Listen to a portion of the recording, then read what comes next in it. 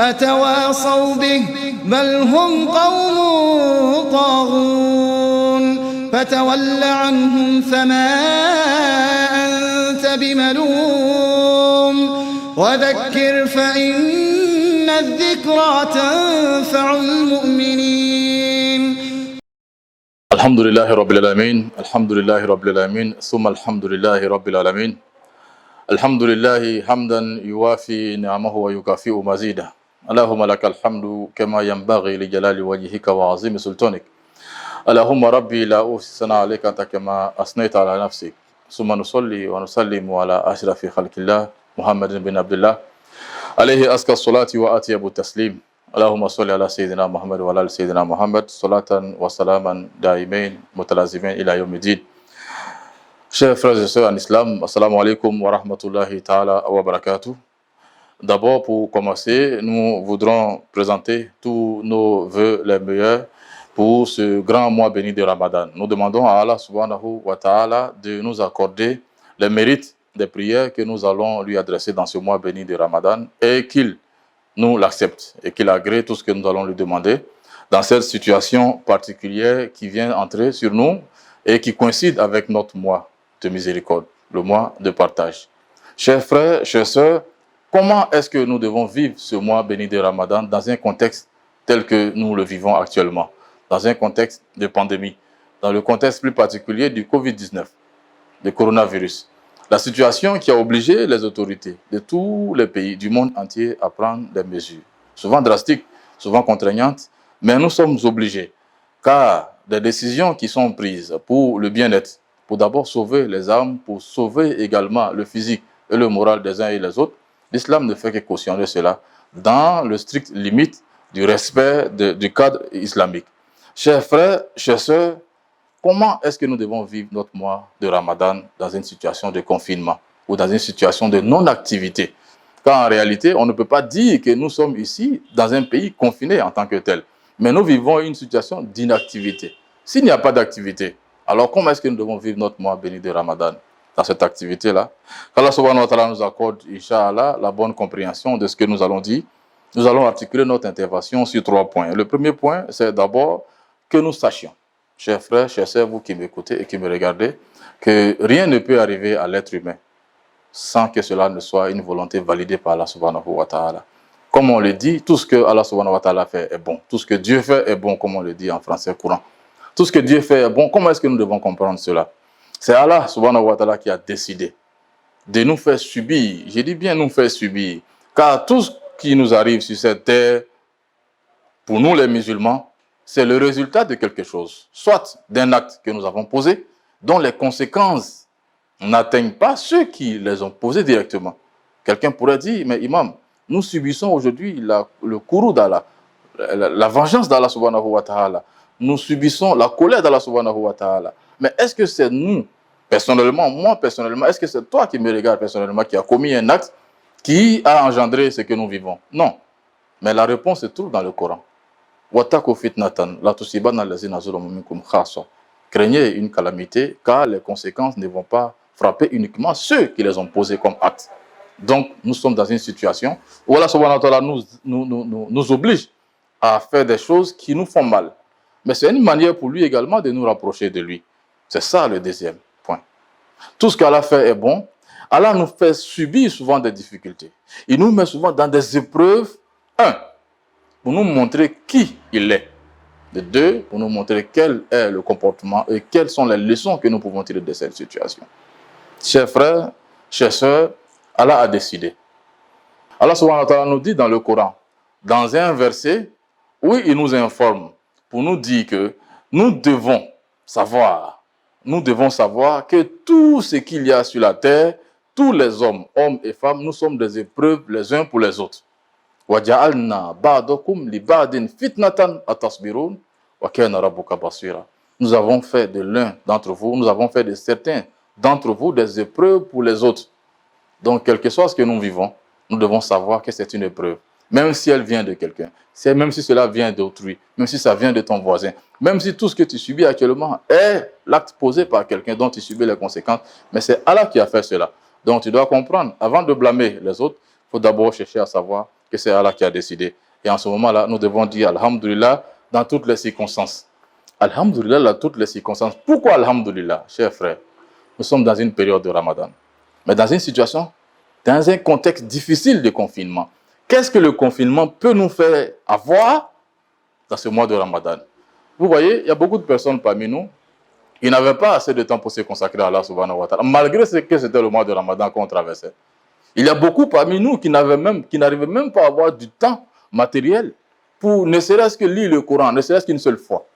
Mais cette année, par la grâce d'Allah et par l'avènement du Covid-19, à quelque chose, comme on le dit souvent, malheur est bon, cela va nous permettre de nous rapprocher plus d'Allah subhanahu wa ta'ala. D'autres pourront accomplir la lecture du Coran plusieurs fois. Et cela, si ça arrivait, c'est parce qu'ils ont eu assez de temps pour se consacrer à leur Seigneur. Souvent, Allah nous met la pression pour nous rapprocher de lui. Combien de personnes ont subi la pauvreté parce que Allah a constaté que la richesse qu'il leur avait accordée était en train de les amener à la dérive. Il les a ramenés à la pauvreté. Physiquement, ça leur fait mal. Leur famille pleure. Mais Allah ne regarde pas le procédé. Allah regarde le résultat de la procédure qu'il prend. Si cela va te faire mal, mais qu'après tu vas atteindre la félicité d'Allah subhanahu wa ta'ala, c'est ce qu'il regarde. Car la vie que nous menons sur cette terre est très courte. Quelle que soit notre durée de vie, on ne va pas dépasser 100 ans, nous qui sommes là actuellement. 70 ans, 60 ans pour le maximum d'entre nous, ou la moyenne d'âge de la communauté mohammedienne. Mais si Allah nous fait subir des trucs, des choses qui nous font rapprocher de lui pour pouvoir bénéficier de la félicité éternelle, tant mieux. Nous acceptons la décision d'Allah, mais nous nous consacrons à Allah subhanahu wa ta'ala dans ce mois de Ramadan, dans un contexte de confinement, pour lire le Coran, pour nous approcher de notre famille. Aujourd'hui, il y a beaucoup de personnes qui avaient abandonné leur famille, qui n'y étaient même pas, qui partaient de n'importe où. Ils ne faisaient que causer dans les grains toute la soirée. Ils ne rentraient à la maison que minuit. Et après Fajr, ils dormaient. Une grasse matinée très longue. Et ils sortaient. Les enfants ne les voyaient pas. Aujourd'hui, ce mois de Ramadan, dans un confinement, va nous permettre de nous consacrer un peu à la famille. Chacun, toi qui me regardes, si tu es un homme, tu deviens automatiquement l'imam de ta famille. Les mosquées sont fermées. Les imams officiellement sont en chômage parce que leur lieu de travail est fermé. Mais chacun va s'occuper de sa famille. Vous qui priez derrière les imams, tu deviens automatiquement l'imam de ta famille. Comment tu vas faire si tu ne t'es pas consacré à Allah bien avant cela? Tu n'as pas appris à réciter bien le Coran. Maintenant, nous allons voir. Beaucoup de personnes auront des difficultés. Parce que lire le Coran, les sourates à haute voix, c'est une difficulté pour celui qui ne prononce pas bien. Voici, le coronavirus vient de nous donner une occasion pour nous remettre en cause. Pour nous remettre en cause, et c'est là le bénéfice. Car si Allah nous laissait comme ça dans ces situations, jusqu'à la fin de notre vie, on allait peut-être arriver à Allah subhanahu wa ta'ala avec beaucoup de failles dans notre adoration. Mais si une période d'examen nous est imposée, et qui fait que nous allons nous remettre en cause, nous allons voir les failles qui sont en nous, alors en ce moment-là, le coronavirus, le confinement, cette crise nous aura servi à quelque chose.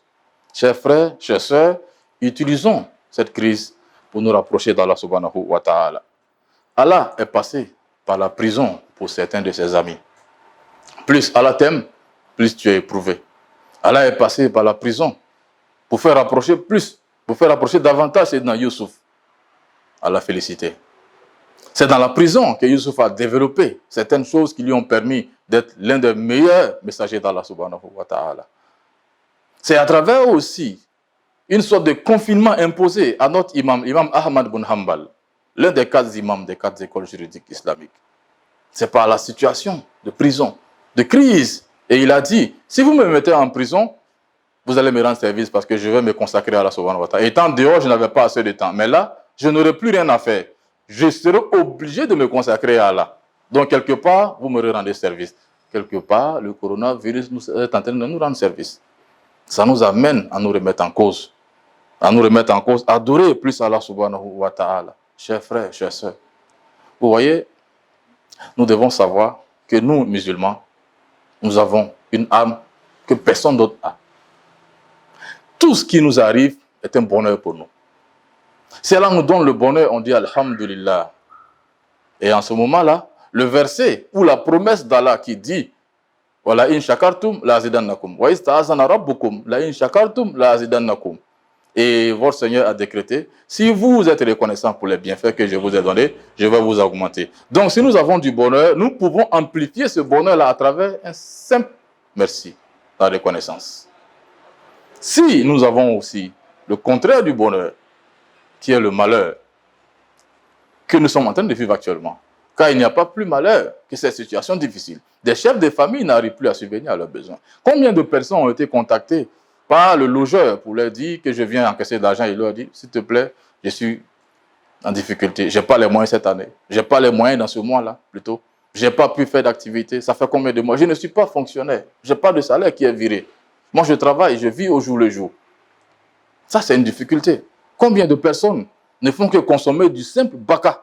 Chers frères, pour parler en français ivoirien, on ne boit que du baka le soir pour des personnes qui avaient l'habitude de manger copieusement. Ça arrive, c'est un malheur. Mais on dit alhamdoulilah. Pourquoi? Parce que si nous savons que c'est Allah qui nous a imposé cette épreuve et que nous prenons cela avec philosophie, avec beaucoup de patience, avec beaucoup d'endurance, la récompense aussi est la même récompense que nous avons lorsque nous avons du bien et que nous disons merci. Parce que il y a aussi un verset coranique de Surat al-Baqarah où Allah nous informe que ceux qui vont bénéficier de sa guidance, al-Muhtadoun, c'est ceux-là qui, lorsqu'ils sont frappés par un malheur, ils disent « Inna lillahi wa inna ilayhi raji'un, ulaika alayhim salawatu min rabbihim wa rahma, wa ulaika humul muhtadoun » C'est ce qu'Allah nous dit. Ceux qui, lorsqu'ils sont frappés par un malheur, ils disent « Inna lillahi » nous sommes à Allah, wa inna ilayhi, et certainement, c'est vers lui, raji'un, que nous allons retourner. Et Allah dit que c'est sur cela que moi je mets ma félicité, c'est sur cela que moi je donne le bonheur. Ce que nous vivons actuellement. Disons tous « Inna lillahi wa inna ilayhi raji'un ». Ce n'est pas un contexte de décès seulement quand on dit ça. Et même si c'est le cas, combien de personnes, de milliers de personnes sont décédées dans cette situation? Disons « Inna lillahi wa inna ilayhi raji'un ». Car Sayyidat Aïcha a eu les bénéfices de cette invocation-là. « Inna lillahi wa inna ilayhi raji'un ». Disons cela lorsque nous sommes dans une situation de preuve. Et vous allez voir que l'après Covid-19 sera une période de bonté, une période de largesse. Et le Ramadan, après le Covid-19, sera un moment vraiment, je ne sais pas comment je vais expliquer, mais nous allons avoir beaucoup de choses. Nous allons utiliser ce Ramadan pour demander à Allah. Et soyez sûrs, les bénédictions, les doigts, les supplications que nous allons faire dans ce mois de Ramadan, Wallahi, je vous le jure, cela aura un impact sur le coronavirus. Spirituellement, nous sommes convaincus, chacun a son arme. Nous, notre âme, c'est la doigt. Un combattant qu'on ne voit pas, c'est un combattant qu'on ne peut pas combattre avec les éléments visibles. C'est un virus qu'on ne voit pas. Tous ceux à qui on avait placé notre confiance sur cette terre, Allah les a anéantis pour les montrer, pour nous montrer qu'on ne doit compter sur personne que sauf sur lui seul. Si ceux-ci qui on compte ont des difficultés, alors on compte sur qui? Celui qu'on ne voit pas. Pour combattre ce qu'on ne voit pas. Chers frères, chères sœurs, c'est sur ça que nous allons terminer. Nous demandons à Allah subhanahu wa ta'ala que les adorations que nous allons faire dans ce mois de Ramadan, que chaque nouveau imam, je le dis avec un peu de sourire, que tous les chefs de famille transformés en imam dans ce mois de Ramadan, qu'ils n'aient pas honte, qu'ils fassent. Même si c'est Kul Huwa Allah que tu connais, fais-le. Et après le Ramadan, tu vas aller chercher à en savoir davantage. Qu'Allah nous accorde le bon confinement et qu'il nous donne un Ramadan plein de sagesse, plein d'enseignements, un Ramadan avec beaucoup de largesse surtout. Car même dans 5 francs, si tu donnes 2000 francs à quelqu'un, tu auras en avantage ce que tu as donné. Wassalamu alaikum wa rahmatullahi ta'ala wa barakatuh. فتول عنهم فما أنت بملوم وذكر فإن الذكرى تنفع المؤمنين